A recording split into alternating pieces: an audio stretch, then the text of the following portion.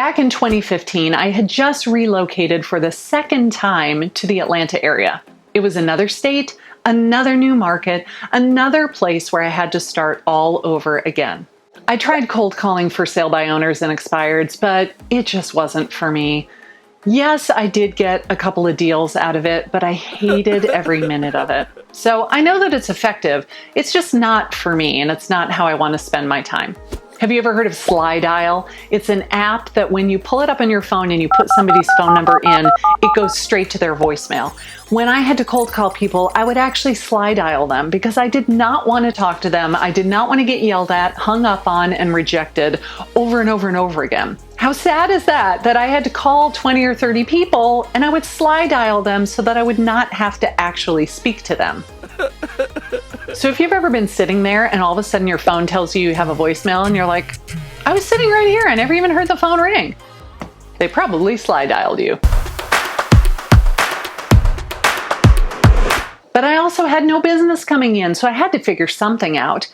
If you're new to the area and you don't know anybody and you don't have a sphere of influence and you don't have any signs in the dirt and you don't have clients coming in, what do? I was up against some agents who had lived in that area for years and years and years. They had a ton of name recognition. Now, I had been licensed for 10 or 12 years at this point, but what good does that do me if no one even knows who I am? So I got my very own website and I started blogging, and it started to work. In fact, I will never forget my first client. He filled out a form on my website on New Year's Eve at 8 o'clock at night. And I wanted to call him so bad, but I had already started in on the champagne and didn't think that would be a great idea. So I sent him a text message and said, I will call you tomorrow. That next day when I called him, he said he had just gotten pre-approved to buy his very first house ever. He had read a whole bunch of my blog posts and decided that he wanted me to represent him to buy his first house ever. It was so exciting, not only for him, but for me too. I still have that website to this day, 5 years later. It is an Easy Agent Pro website, which you have heard me wax rhapsodic about all the time.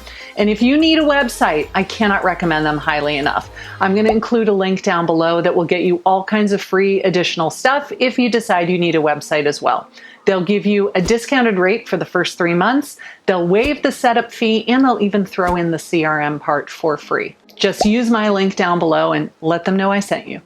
But just when I started to get my feet under me and start making some headway and making business, we moved again. We picked up and moved to Savannah, and this was when I had the idea to start making weekly YouTube videos. Now, at the beginning, I was totally afraid to niche down. I thought that I would be alienating people that did not fit the target audience that I was trying to attract with my channel. Therefore, I went broad. I wanted to be all things real estate in the Savannah area, and in fact, that was my tagline for a while. I would even say it in my videos. If you are interested in all things real estate. All things real estate related every Monday. I talk about all things real estate and sometimes things not real estate. I put out weekly videos on all things real estate. I post new videos every Monday about all things real estate in the Savannah, Georgia area. But after hearing over and over and over again that the riches are in the niches, I finally decided that I needed to niche down and have a specialty for my channel. And I wish I would have listened to those people a lot sooner because, as usual, they were right. I decided to focus on military buyers who were in the Army or Air Force who were PCSing to Savannah to be stationed at Hunter Army Airfield. Now that niche served me extremely well, almost too well, because after a year I was so busy, I was having a hard time keeping up with my content strategy. I was starting to fall behind and say, I've been running around with clients all day long. I don't have time to film a video, let alone edit the video. I was running out of time and I would start throwing things together at the very last minute just to have something to publish, even if it wasn't very good. My mentality has always been to stay consistent, not because you'll be rewarded by the YouTube algorithm, more like you're being consistent for your audience. You have said your upload schedule. They know when to expect it. If you continually fail to show up when you say you're going to, you're now out of integrity. You're not keeping your promises to your viewers. You're not keeping your promises to yourselves. And then you start to appear as somebody that they don't necessarily want to work with because you don't do what you said you were going to do. Now that's totally out of alignment with who I want to be as a professional, and that is not the appearance that I want to give to the public. I remember going on vacation once to Florida with my husband for our anniversary, and I did not have a video to upload that week.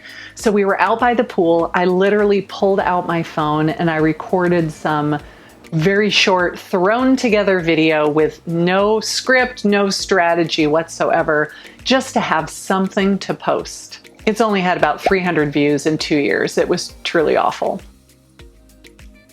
When I got home from that trip, it was at that moment that I decided I needed to start batching my content.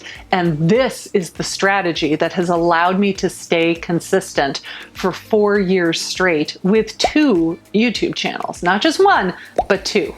I figured if I'm going to take all the time to set up the light and the camera and the audio, there was no point doing that once a week. I might as well do that and record several videos back to back.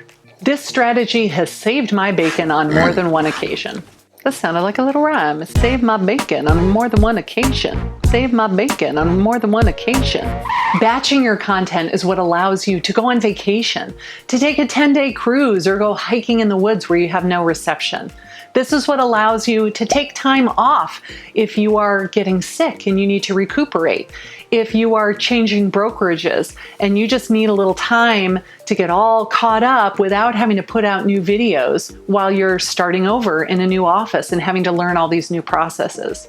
Because when you constantly are beating yourself up for falling off the wagon and not staying true to your content creation strategy, this is not a helpful attitude. This does not help you become more productive. All it does is make it more likely that you're going to just stop doing it altogether, because now you feel like you're so far behind, there's simply no way that you can ever get caught up. So here are my best tips for batching content. I want you to open up your calendar right now and we're going to block off some time together. Pull up your Google Calendar, your iCal, your digital planner. Did I mention that I have a digital planner? Just saying. And let's get some times on your calendar right now. No excuses. Time block number 1 is for 30 minutes. We're going to do that sometime in the next 7 days. You're going to block off 30 minutes where you turn off your phone. No notifications. We do not answer the phone. We do not respond to texts. We do not check Facebook. We do not answer emails. People can live without you for 30 whole minutes. I have a note that I stick on the door of my office that says, "Do not come in here unless the house is on fire." When I say that I am uninterruptible, I mean it. 30 minutes, you can do that.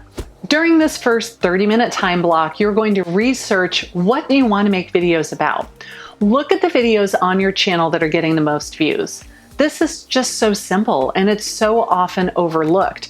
You just go to your channel as though you are a viewer and sort your videos by most popular. You're going to see exactly what your top performing videos are. Why are they favorites with your viewers? Is it the topics? Is it the fact that they are all serving a specific niche or demographic? What is the filming style? See if you can determine why these are so popular and then brainstorm 4 video topics for the coming months. That's it. We're coming up with 4 ideas for future videos that you can record in the next 30 days. That's it. That's all you are doing during this 30-minute time block. You're going to set a timer, and when that timer goes off at the end of 30 minutes, you're done.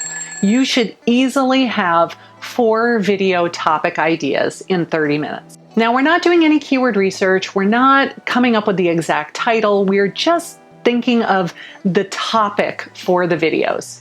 Now go back to your calendar and we're going to block out 60 minutes a day or 2 after that. Now in this 60-minute block, we are going to script out what you actually want to say in these videos. You can do an outline, you can write a script verbatim. You can make a list of websites or resources that you are going to reference in your video, and then you're going to put those in the outline so that you don't forget to talk about them when you're filming. If you have an idea, whether it's going to be talking head style or vlog style, and you want to storyboard it out a little bit, all of that will go in here. So we have 4 video topics. We're going to time block 60 minutes. If you're pretty good at this, you should be able to get all 4 done in 60 minutes. But if you're still a beginner, you might have to do a couple of 60-minute time blocks to get all 4 of these done. That's okay. Just know that you will get faster with time. As you are writing out the outline or the script for these videos, I want you to really be concentrating on what is your opening hook. What is the first thing out of your mouth to hook viewers in, make them want to keep watching, and hopefully watch all the way to the very end. And pro tip, it is not your name, the area that you service, or the name of your brokerage. Do not start with that or you will lose your audience. So I've made videos before talking about the importance of a marketing hook. If you've never watched any of those videos, you should watch those next and work on perfecting your opening statement. After that opening hook, you're going to introduce yourself and the brokerage you work with. You're going to move on to the topic of the day, and you're going to think about, how am I going to wrap up this video at the end? What is the action that I want them to take next after they watch this video? Now, you can write all of this stuff down, but my favorite secret is to just take my phone, open up the Notes app, and dictate. That way I am dictating into the phone exactly what I want to say in my script. And when I'm finished, I now have a written version, which is going to come in handy for something else that I'll tell you about a little bit later in this video. Now we're going to schedule a 90-minute time block a couple of days after you've finished doing all of your outlines. Now in this 90-minute time block is when you are going to film these videos. You should be able to film 4 videos in 90 minutes without too much difficulty.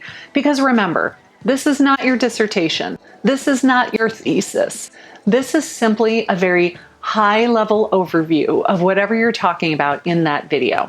And it should take you no more than 20 to 25 minutes to film each video. I am batch filming today as we speak, and here is how I do it. I don't worry about changing clothes. If you see me wearing the same shirt in multiple videos, so be it. I don't worry about it. But if you want to go change shirts between videos, that's totally fine. What I like to do is press record. I record my entire video, mistakes and all, then I turn it off. Then I turn it on, I record video number 2, and I stop it. Now, when I'm done, I have 4 video files. Instead of 100 short video files, because I was pressing start, stop, start, stop, start, stop, I just have 4. I have 1 file for each video. I take the SD card out of my camera, I stick it into my computer, and I name all 4 of those files right now. Because if it's called 12292021.mp4, you're not going to remember which one that was. So save that file with the name of your video. What is the topic of this video? Give it a name. Now I have 4 files that are all easily labeled, and I upload them all to either Dropbox or Google Drive. But here's the thing now that will make this whole process a million times easier. Get yourself a video editor. I know I sound like a broken record because I say it all the time, but don't make the mistake that I did. I did my own editing for close to a year before I finally outsourced it. And after I did, it was the best thing I had ever done. I hear this over and over again from the students in my coaching program, where the minute they outsource the editing, they go, why did I wait so long?